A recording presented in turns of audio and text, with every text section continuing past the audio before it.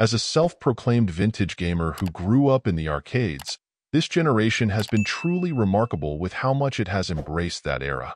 Whether it's outright ports of classic arcade titles or new games that manage to recapture the challenges and fun of those days, it's a good time to be a fan of retro gaming.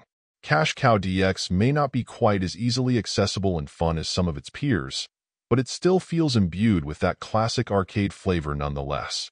Feeling like it is mixing together elements of generally lesser-known titles like Mappy, City Connection, and a few others, the action can be hectic, and you'll have to keep an eye out for arrows that act as enemy indicators to try to help keep yourself alive.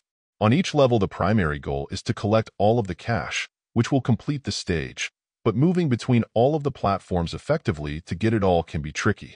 Aside from being worried with the handful of enemies you'll need to contend with, elements like ramps and trampolines will need to be taken into account as you try to plot out your path to get to each platform to get all of the loot.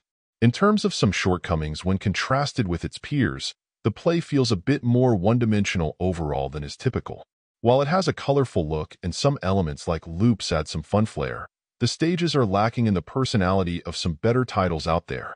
Throw in the fact that it can be pretty hard at times, especially since it can be tough to spot your enemies to your sides when you're moving quickly as the screen scrolls, and it's a little tough to love. Overall, my final score for the game ended up being a 7. And if you're interested in picking it up, it's currently available on the Switch eShop for $5.99. Thank you for taking the time to listen to this review. And if you'd like more information or ideas of indie games worth checking out on Switch, be sure to click on the link provided in the description. Until next time.